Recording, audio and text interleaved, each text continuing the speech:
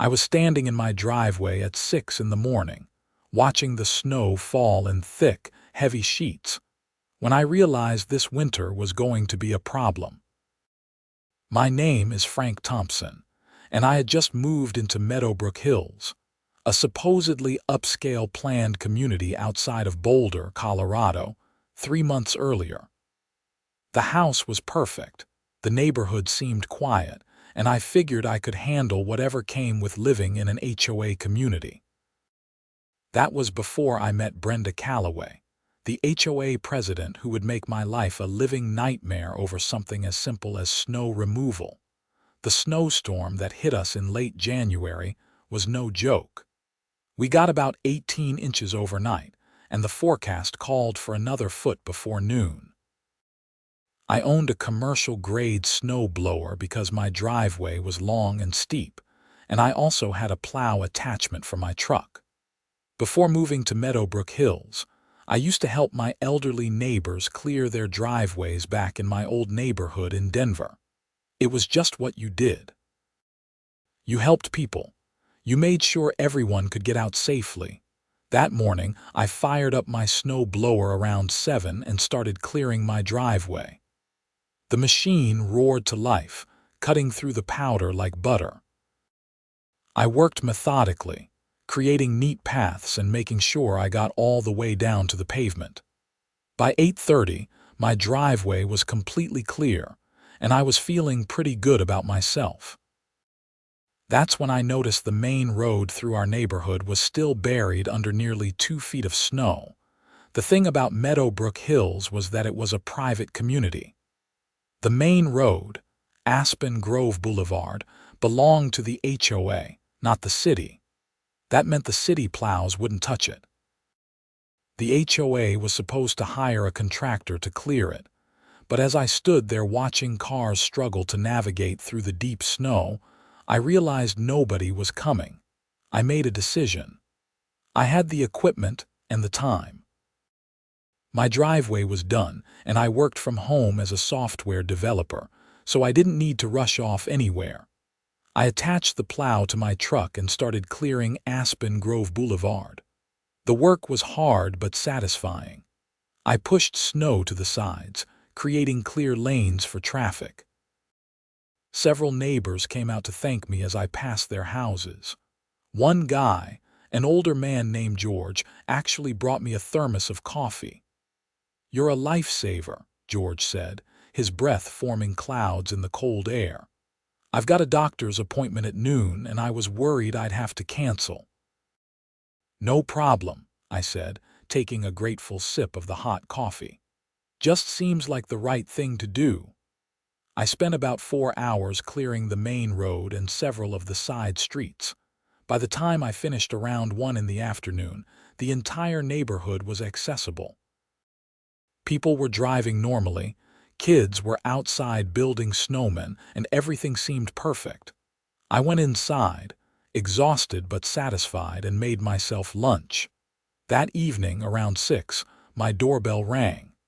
I opened it to find a woman in her late 40s standing on my porch. She had short blonde hair with darker roots showing, severe rectangular glasses, and an expression that suggested she had just bitten into a lemon. She wore a puffy North Face jacket that probably cost more than my monthly mortgage payment. "Frank Thompson?" she asked, her voice sharp and nasal. "That's me. Can I help you? I'm Brenda Calloway, president of the Meadowbrook Hills HOA." She didn't offer her hand. Instead, she clutched a leather folder to her chest like it was a shield. "I need to speak with you about your activities today." I felt confusion wash over me. "My activities? You mean clearing the snow?" "Yes, the unauthorized snow removal you performed on HOA property." I actually laughed. I thought she was joking.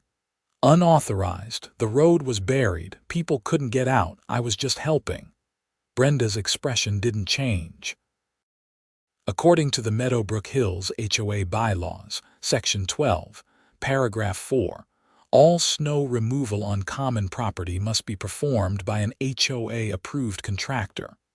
You violated this rule by plowing Aspen Grove Boulevard without permission. You're kidding me right now. I assure you, I am not kidding. Additionally, Section 12, Paragraph 7 states that any snow removal on common property must be completed by 8 a.m. following a snowfall of 3 inches or more.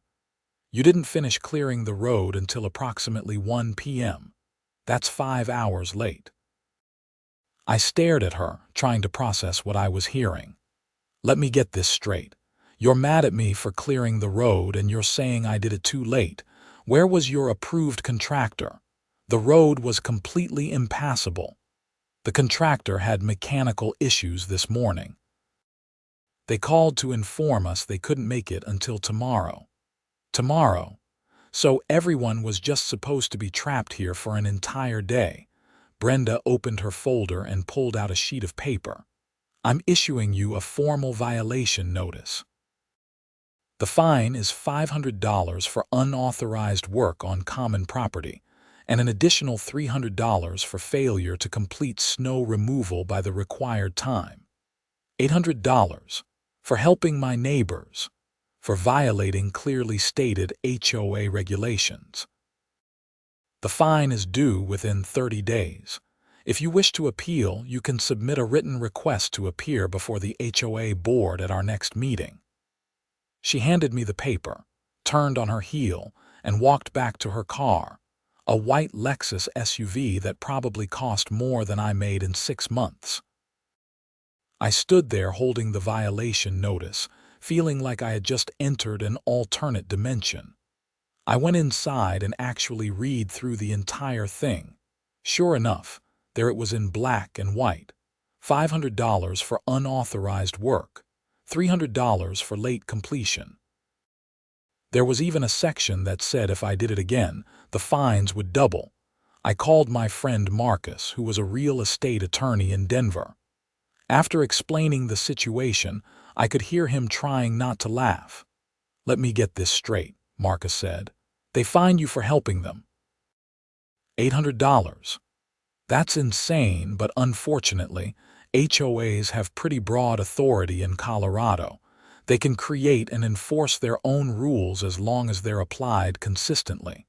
Did you sign the HOA agreement when you bought the house? Yeah, but I didn't read every single page. There were like 200 pages of bylaws. That's the problem. Nobody reads them and then these things happen. You've got a few options. You can pay the fine, you can appeal to the board, or you can get a lawyer and fight it. But I'll warn you, fighting HOAs is expensive and time-consuming. They've usually got way more money and way more time than individual homeowners. I thanked Marcus and hung up. That night, I couldn't sleep. The more I thought about it, the angrier I became. I had spent 4 hours of my Saturday helping my neighbors, using my own equipment, my own gas, and my own time. And now I was being punished for it. The next morning, I submitted my appeal letter to the HOA. I kept it professional and factual. I explained that I had only been trying to help, that the approved contractor had failed to show up, and that my actions had allowed dozens of families to leave their homes for work, medical appointments, and other necessary activities. I requested that the fines be waived. 2 weeks later, I received a response. My appeal had been denied. The letter, signed by Brenda Calloway, stated that rules were rules and that allowing exceptions would set a dangerous precedent. I had 20 days to pay the $800 or face additional penalties, including a lien on my property. I wrote a check, my hands shaking with frustration as I signed it. $800 gone because I had tried to be a good neighbor. February brought more snow. Colorado winters are unpredictable, but that year we were getting hammered with storm after storm. Each time it snowed more than a few inches, I watched from my window as the HOA's contractor showed up eventually to clear Aspen Grove Boulevard. Sometimes they came within a few hours. Sometimes it took all day. I cleared my own driveway and left it at that. Then came the big storm in early March. The Weather Service had been warning about it for days. A massive system was moving in from the west, and they were predicting up to 3 feet of snow over a 48-hour period. This was going to be a serious event. The snow started Friday evening around 6. I made sure I had plenty of food in the house, charged all my devices, and prepared to hunker down. By midnight, we already had about 8 inches. By Saturday morning, it was close to 20 inches and still coming down hard. I cleared my driveway Saturday afternoon, working in shifts because the snow was falling so fast. Each time I finished, another 3 inches would accumulate within an hour. I didn't even look at Aspen Grove Boulevard. Not my problem anymore. Saturday evening, my doorbell rang again. I opened it to find George, my elderly neighbor, standing there looking worried. "Frank, I hate to bother you, but my wife needs to get to the hospital. She's having chest pains and I called an ambulance, but they can't get down our street. The main road is completely blocked." My heart sank. "Did you call the HOA's contractor?" I tried. "Brenda gave me the number, but they said they can't come until Monday. All their equipment is being used for emergency routes in Boulder." I grabbed my coat. "Get your wife in your car, I'll clear a path." George's eyes filled with tears. Thank you so much." I fired up my truck and started plowing. The snow was deep and heavy, much harder to move than the powder from January. I created a single lane down Aspen Grove Boulevard, pushing snow into massive banks on either side. It took me almost 2 hours to clear enough space for George to get his wife out. The ambulance met them at the main intersection with the city road. Later that night, George called to tell me his wife was stable. She had been having a panic attack, not a heart attack, but the paramedics said it was good they brought her in to be sure. I went to bed exhausted, my shoulders aching from fighting the plow through the heavy snow. Sunday morning, Brenda Calloway was at my door again. This time she wasn't alone. She had brought 2 other board members with her, a tall, thin man named Douglas, and a woman named Patricia who looked like she belonged in a country club catalog. "Mr. Thompson, you violated HOA rules again," Brenda said without preamble. "Someone needed medical help. The road was impassable. That doesn't change the fact that you performed unauthorized work on common property. And once again, you didn't complete the work by 8 a.m. In fact, according to our records, you didn't even start until almost 7 p.m. on Saturday. Because I was called to help someone with a medical emergency." Douglas cleared his throat. "The HOA has emergency protocols. You should have contacted the board first." I tried calling the contractor. They said they couldn't come until Monday. What was I supposed to do? Let an elderly woman suffer while I waited for permission to clear the road? "You should have let the ambulance crews handle it," Patricia said primly. "They have equipment for these situations. They couldn't get down the street because of the snow." Brenda handed me another violation notice.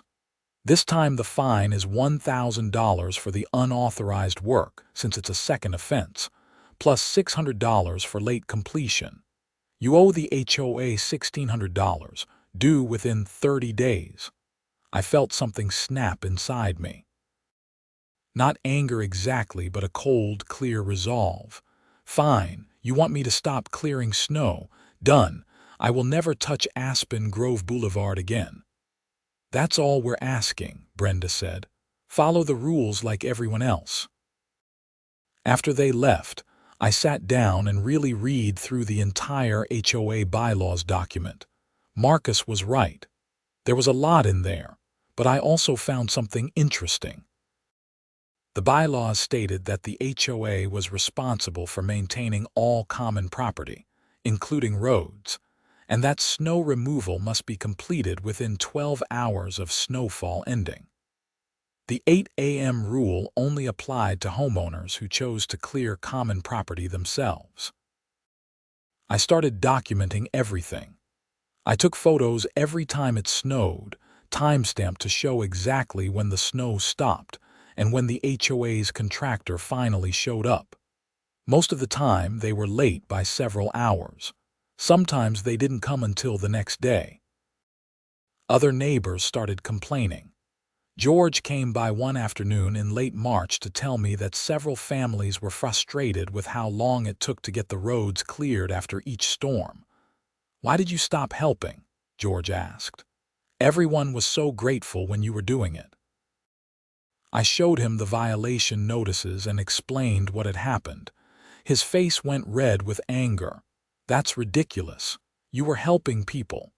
"Tell that to Brenda Calloway." "I think I will." A week later, I got a call from George. "I went to the HOA meeting last night.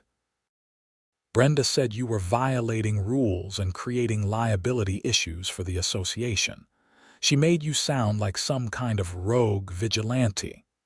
"Did you tell them about your wife?" I tried. Brenda cut me off and said personal emergencies don't override governing documents.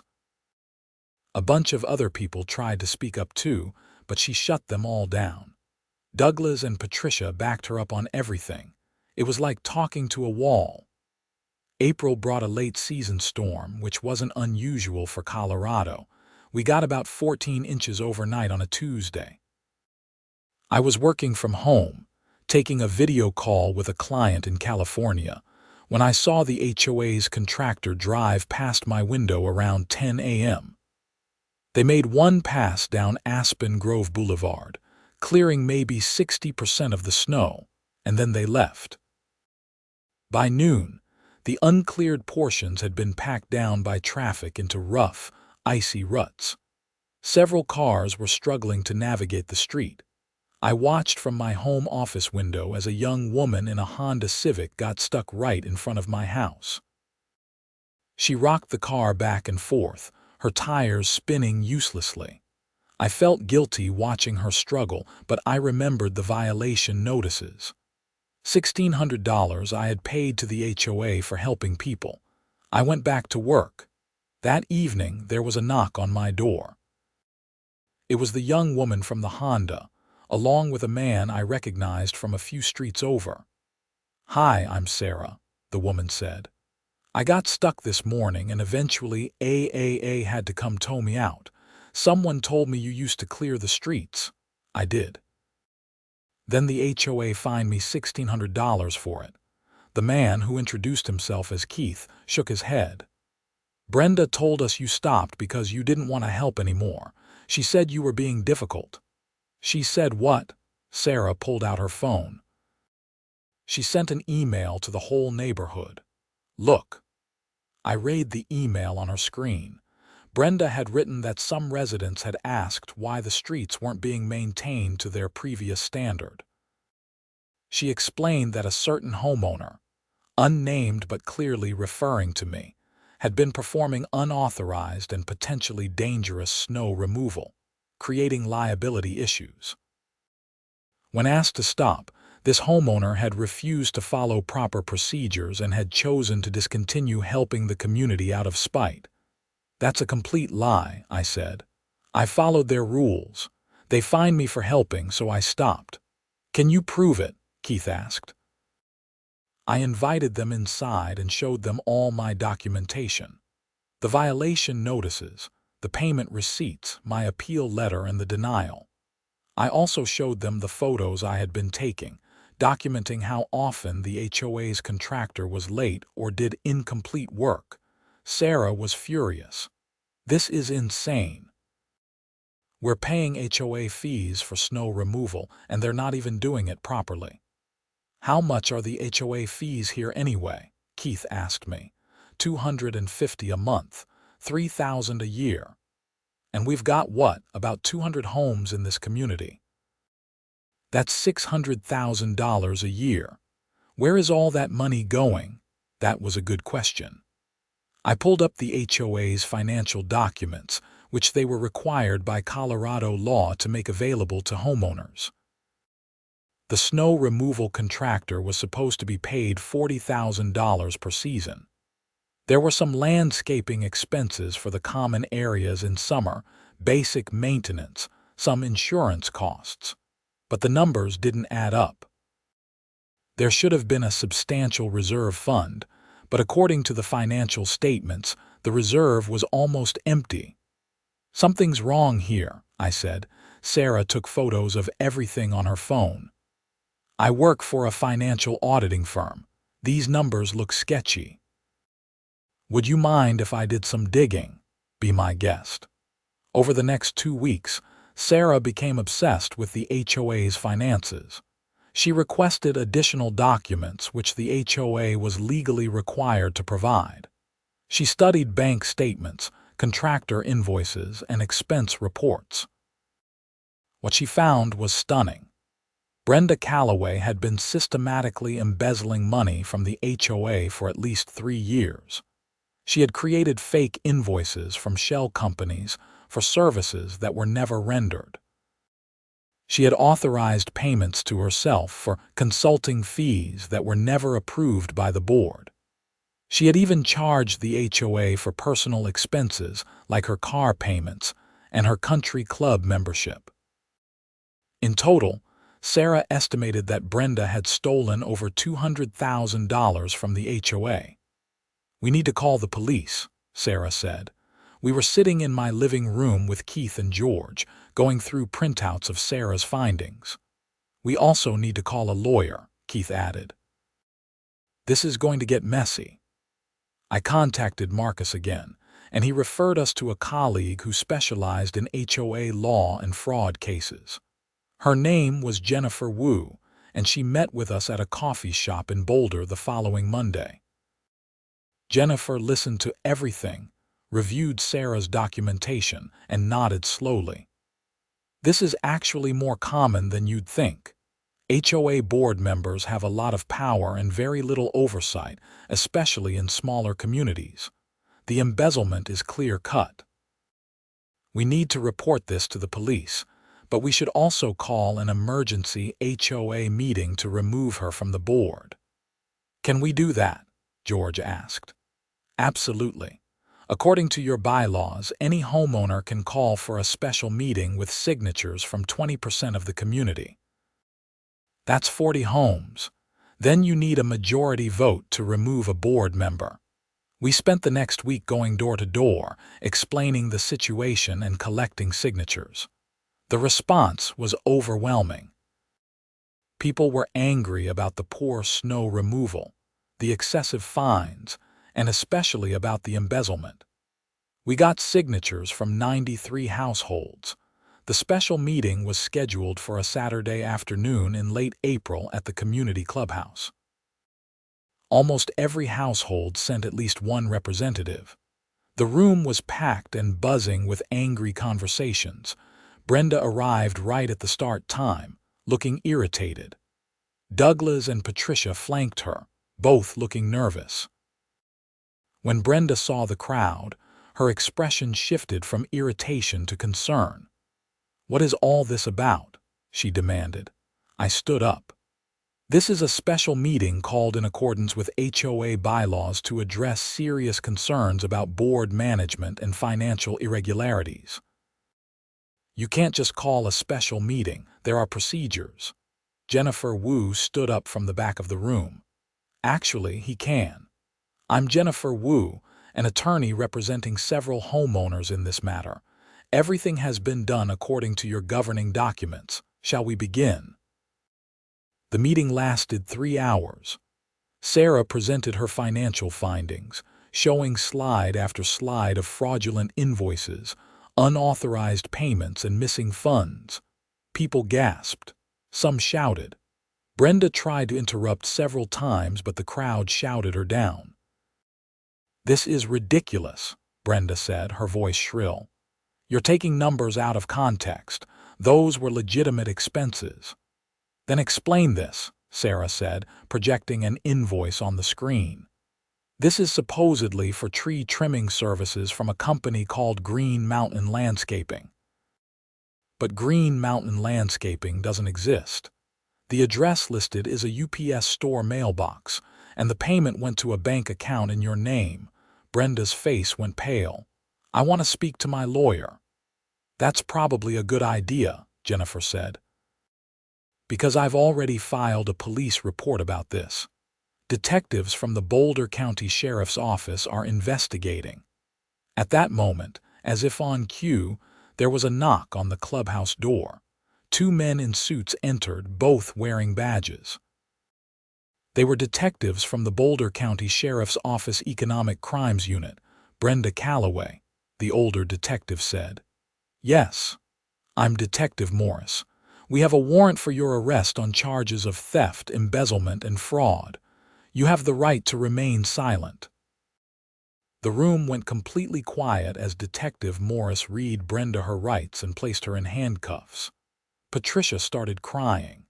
Douglas just sat there looking shocked. As the detectives led Brenda out, she was shouting about how this was all a misunderstanding and she would sue everyone. After Brenda was gone, Jennifer helped us conduct a vote to remove Douglas and Patricia from the board as well.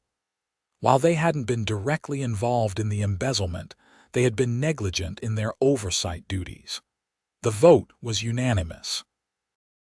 We then held an emergency election for a new board. George was elected president. Sarah became treasurer.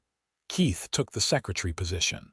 And I, somewhat reluctantly, accepted the role of vice president. The rest of April and early May were a whirlwind of legal proceedings and community repairs. Brenda had hired a criminal defense attorney, but the evidence against her was overwhelming. In addition to what Sarah had found, the police discovered that Brenda had been running similar schemes in 2 other HOA communities where she served on boards. The district attorney charged her with multiple felony counts of theft, embezzlement, fraud, and forgery. The total amount stolen across all 3 HOAs was over $500,000. Meanwhile, our new board got to work fixing the community. We fired the snow removal contractor, who we discovered had been giving Brenda kickbacks for the contract. We put out a bid for new contractors and selected a more reliable company at a lower cost. We also completely rewrote the snow removal policies. The new rules were simple. The HOA would maintain all common roads, with snow removal to be completed within 12 hours of snowfall ending. Individual homeowners were welcome to clear common areas if they wanted to help, with no fines or penalties, though they had to do so safely and couldn't create hazards. We also eliminated the ridiculous 8 a.m. rule. In June, we held a community meeting to discuss the financial recovery plan. The HOA had lost a lot of money, and we needed to figure out how to rebuild our reserves. We considered a special assessment, but I suggested something else. Most of that stolen money went into Brenda's personal accounts and assets, I said. She's got a house, cars, investments. The DA's office is seeking restitution as part of the criminal case. We should also file a civil lawsuit to recover our funds. Jennifer Wu agreed to represent the HOA in the civil case. We've got an excellent chance of recovery. Between criminal restitution and the civil judgment, you should be able to recover most of the stolen funds. The criminal case moved forward through the summer. Brenda's attorney tried to negotiate a plea deal, but the DA wasn't interested in being lenient. The case went to trial in early September, and it lasted 2 weeks. I attended several days of the trial. It was fascinating and disturbing to see all the evidence laid out. Brenda had created an elaborate system of fake companies, forged invoices, and shell bank accounts. She had been living well beyond her means, using HOA money to fund a lifestyle of expensive cars, luxury vacations, and country club memberships. The most damning testimony came from Douglas and Patricia, who both testified that Brenda had controlled all the financial records and refused to let them review the details. Patricia broke down crying on the stand, saying she had trusted Brenda completely and never imagined her friend would do something like this. The jury deliberated for less than 4 hours. They found Brenda guilty on all counts. At sentencing, the judge was harsh. He called her crimes a betrayal of trust and noted that she had shown no remorse. He sentenced her to 8 years in prison and ordered her to pay full restitution of $512,000 to the 3 HOAs she had defrauded. Our HOA's civil lawsuit was settled shortly after the criminal sentencing.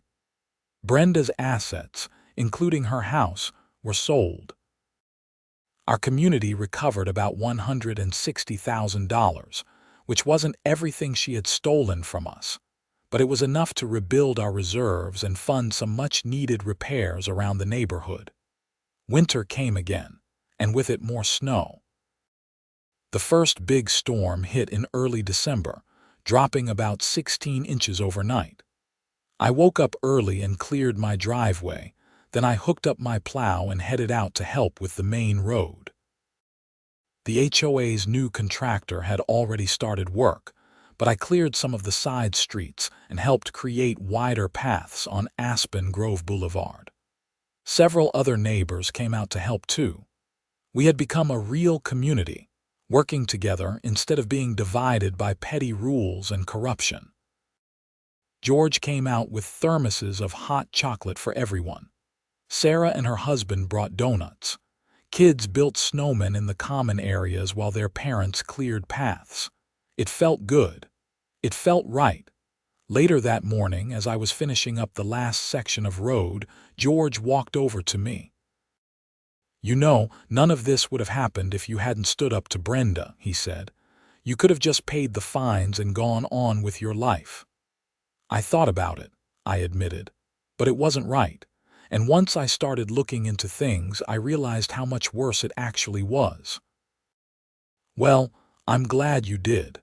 This community is 100 times better now, and my wife wants to thank you again for helping us that night." "How is she doing?" "Great. She started seeing a therapist about her anxiety and she's doing much better." That afternoon, the new board held our monthly meeting at the clubhouse. We reviewed the budget, discussed some landscaping plans for spring, and talked about organizing a summer block party. It was boring, routine HOA business, which was exactly what it should have been. As I drove home that evening, I thought about everything that had happened over the past year. I had moved to Meadowbrook Hills looking for a quiet place to live and work. Instead, I had found myself in the middle of an HOA nightmare that had ultimately exposed a major criminal enterprise. But something good had come out of it. Our community had come together. We had removed a corrupt leader and fixed a broken system. We had turned a neighborhood ruled by petty tyranny into an actual community where people helped each other. The irony wasn't lost on me. If Brenda had just thanked me for clearing the snow that first time, none of this would have happened. She could have kept stealing money for years. But her need to control everything and punish anyone who didn't follow her arbitrary rules had been her downfall. I pulled into my driveway and sat in the truck for a moment, looking at my house. It was fully dark now, and the Christmas lights I had put up the previous weekend glowed warmly. Through the window, I could see my living room, cozy and inviting. Tomorrow, I would get back to work on my software projects. Life would return to normal. But I had learned something important over the past year. Sometimes standing up for what's right means accepting consequences. Sometimes helping your neighbors is more important than following unjust rules. And sometimes the worst thing you can do to someone corrupt is to simply shine a light on what they are doing. My phone buzzed with a text from Marcus. "Saw the news about the sentencing. Congratulations on bringing down your evil HOA president. Drink soon." I smiled and texted back. "Definitely. I've got stories." As I got out of my truck and walked to my front door, I noticed Sarah's car pulling into her driveway a few houses down. She waved, and I waved back. Keith was outside checking his mailbox, and he gave me a thumbs up. George's porch light flicked on and off twice, our little signal that everything was good. This was what a community was supposed to feel like. Not rules and regulations enforced by petty tyrants, but neighbors looking out for each other. People helping people. Simple human kindness without the threat of fines and punishment. Inside, I made myself dinner and settled in for the evening. The local news was running a story about Brenda's sentencing.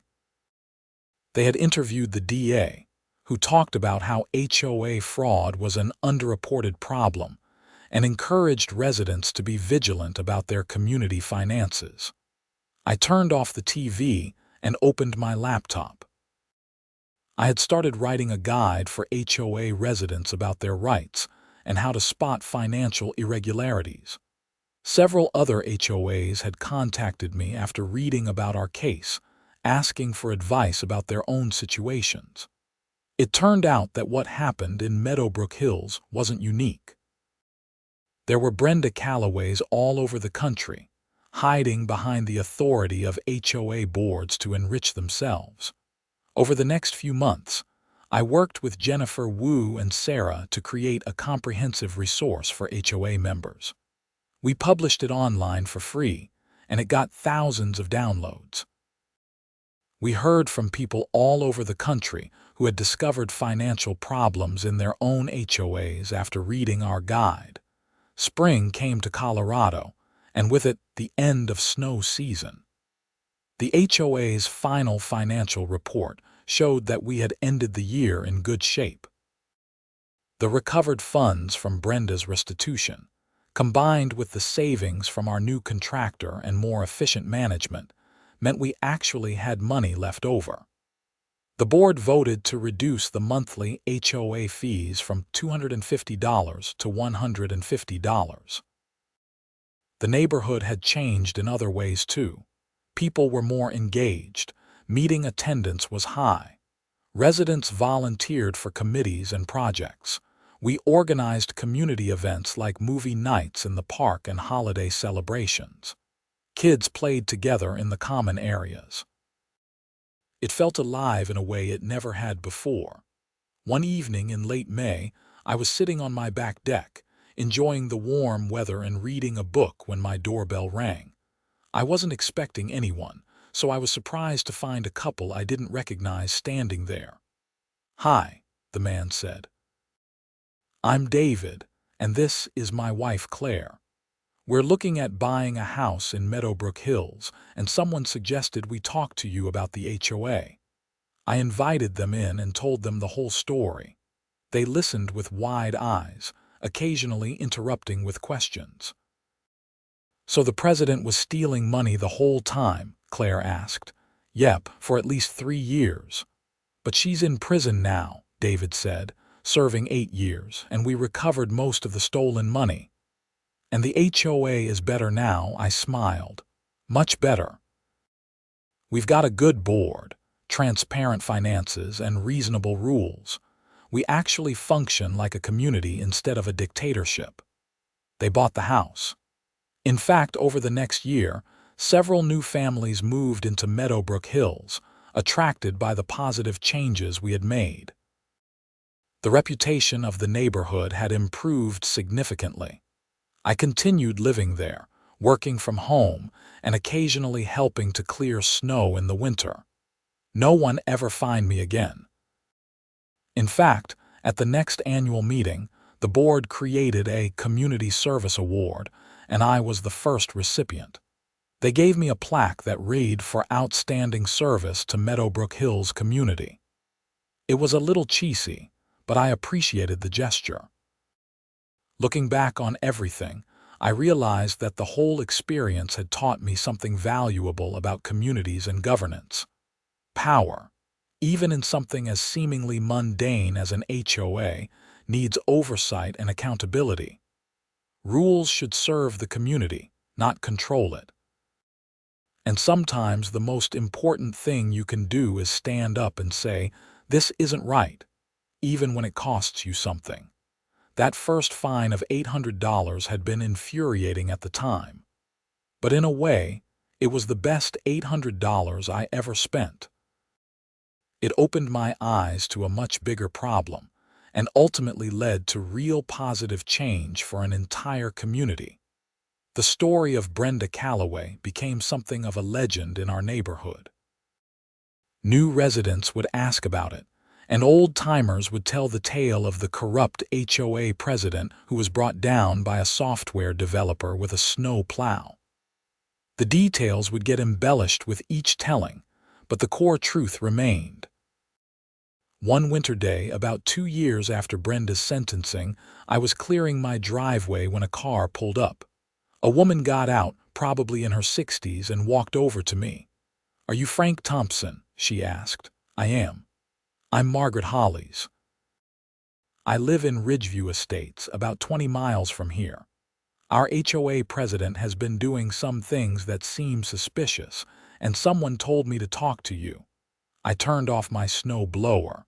"What kind of suspicious things?" She pulled out a folder of documents. Unauthorized fees, weird expenses, refusal to show us complete financial records. It's not as blatant as what happened here, but something feels wrong.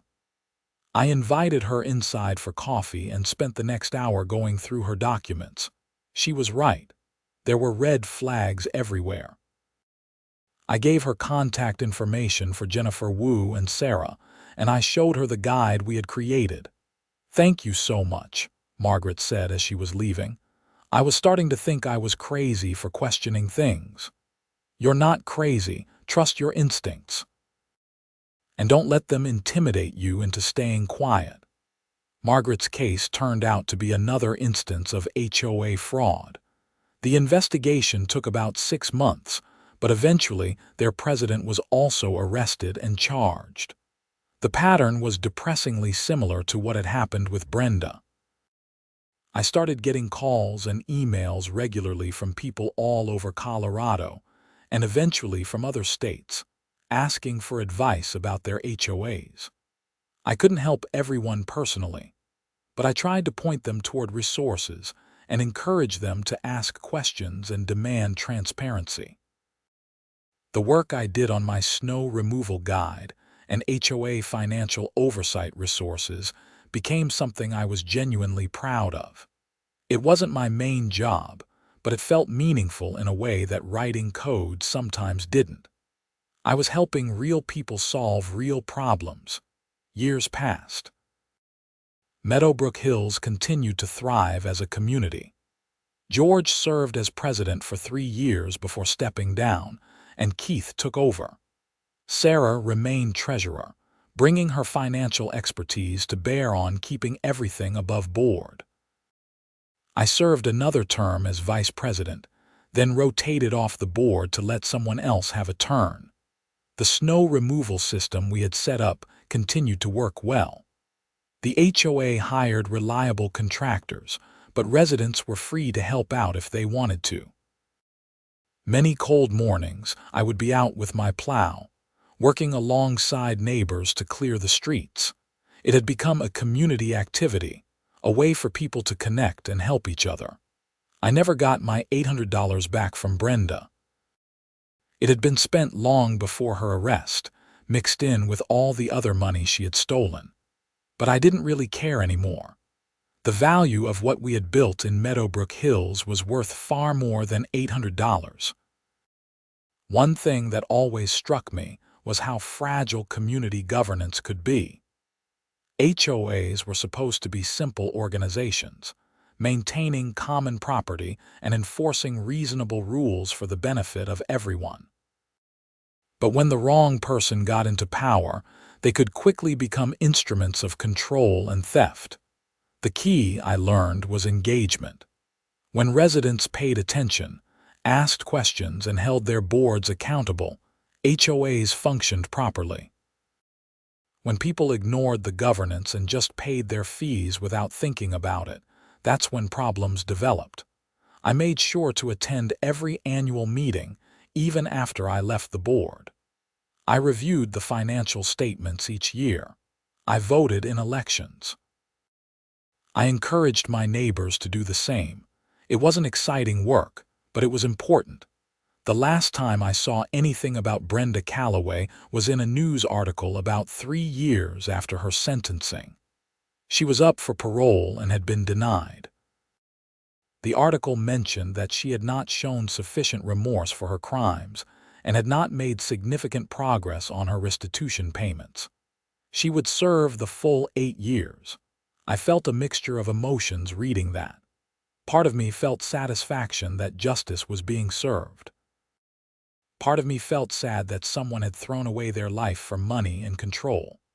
But mostly, I just felt grateful that we had discovered the truth before more damage was done.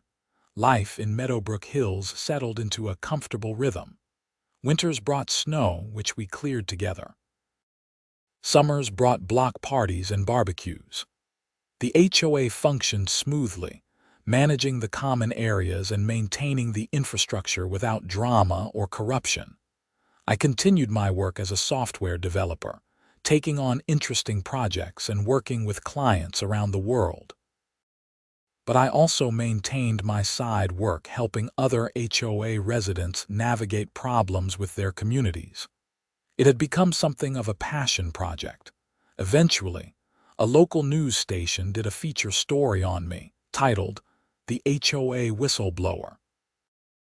They interviewed me about Brenda's case and the work I had been doing to help other communities. The story aired during the evening news and got a lot of attention. The next day, I received dozens of emails and calls from people asking for help. Some were dealing with potential fraud like we had experienced. Others just had questions about their rights and how to handle conflicts with their boards. I did my best to help everyone, though it was overwhelming at times. Marcus called me after seeing the news story. "You've become some kind of HOA crusader," he said, laughing. "Who would have thought? Definitely not me. I just wanted to clear some snow and not get fined for it." "Well, you've done a lot more than that. You should be proud." I was proud, but I also knew that the problem was bigger than any one person could solve. HOA fraud and abuse happened because the system made it easy. Board members had authority with little oversight. Financial records were often opaque. And many residents simply didn't have the time or expertise to understand what was happening. The guide I had created helped, but it wasn't enough. I started working with some state legislators on potential reforms to Colorado's HOA laws. The goal was to create more transparency requirements, mandatory audits for HOAs over a certain size, and easier processes for homeowners to challenge board decisions. It was slow work. Legislative change always is. But over time, we made progress. A new bill was introduced that would require annual financial audits for HOAs with more than 100 homes. Another bill would create a state office to investigate complaints of HOA fraud and abuse. I testified before a legislative committee about our experience in Meadowbrook Hills. I talked about how Brenda had been able to steal for years because there were no checks on her authority. I explained how difficult it had been to get the information we needed to expose the fraud. And I argued that homeowners deserved better protection. The bills passed, though in somewhat watered-down form. It wasn't everything we had hoped for, but it was progress. Colorado became one of the first states to require mandatory audits for larger HOAs and to create a specific oversight mechanism for fraud complaints. Other states started reaching out, asking about Colorado's reforms and whether they could implement something similar. I found myself on conference calls with legislators from Arizona, Nevada, and Texas, explaining what we had learned and what seemed to work. It was surreal. A few years earlier, I had just been a guy who wanted to help his neighbors by clearing snow. Now I was somehow involved in HOA reform at a state level, helping to shape laws that would protect millions of homeowners. Through it all, Meadowbrook Hills remained my home. I loved the neighborhood, not despite everything that had happened, but in some ways because of it. We had been through something difficult together, and we had come out stronger. The bonds between neighbors were real and deep. George's wife passed away one winter from natural causes. The entire community came together to support him. People brought food, helped with arrangements, and made sure he wasn't alone. At the memorial service, George talked about how grateful he was to live in a place where people genuinely cared about each other. Sarah got promoted at her job and became a partner at her accounting firm. She credited the experience with our HOA's financial investigation as a turning point in her career. It had shown her that she had skills beyond just crunching numbers, that she could be an investigator and an advocate. Keith and his wife had a baby, and the neighborhood threw them a massive shower. Dozens of families contributed gifts and supplies. It was the kind of community support that money couldn't buy. As for me, I kept working, kept helping people with their HOA problems, and kept clearing snow when it fell. My life had taken an unexpected turn because I had tried to do a good deed and been punished for it. But in fighting back against that injustice, I had found a purpose and built something meaningful. The plaque from the Community Service Award hung in my office, a reminder of where I came from and what we had accomplished. Sometimes, when I was stuck on a difficult coding problem or frustrated with work, I would look at that plaque and remember that doing the right thing matters, even when it's hard. Looking out my window now, I can see Aspen Grove Boulevard stretching through the neighborhood. In winter, it gets covered with snow, just like it always has. But now it gets cleared properly by professionals and volunteers working together. Nobody gets fined for helping. Nobody gets punished for caring about their neighbors. That's what a community should be. Not a collection of rules enforced by petty tyrants, but a place where people look out for each other. Where helping someone isn't a violation, it's a virtue. Where standing up to wrongdoing isn't rebellion, it's responsibility. Brenda Calloway taught me that, though not in the way she intended. She showed me what happens when power goes unchecked, when greed replaces service, when control becomes more important than community. And in standing up to her, I learned that one person really can make a difference. It started with clearing snow and ended with reforming laws. It started with an $800 fine and ended with recovering hundreds of thousands of stolen dollars. It started with one corrupt HOA president and ended with communities all over the country becoming safer and more transparent. I never would have predicted any of it when I first moved to Meadowbrook Hills. I just wanted a nice place to live. Instead, I got an education in community governance, criminal investigation, financial fraud, and the power of ordinary people to create extraordinary change. Would I do it all again? Absolutely. Even knowing the stress, the time, the conflict, and yes, the $800 in fines. Because what we built here is worth more than any of that. We built a real community, and we helped protect countless other communities from experiencing what we went through. The snow falls every winter, covering everything in white. And every winter we clear it together, neighbors helping neighbors, making sure everyone can get where they need to go. It's simple work, but it means everything. It means we care. It means we're more than just houses on a street. We're a community, and we look out for each other. That's the real story. Not about HOA bylaws or embezzlement or criminal trials, though all of that happened. The real story is about what happens when people decide to stand up for what's right, work together toward a common goal, and build something better than what they started with. And it all started because I cleared some snow and refused to accept that helping my neighbors was somehow wrong. Sometimes the smallest acts of defiance lead to the biggest changes. Sometimes doing what's right means breaking what's wrong.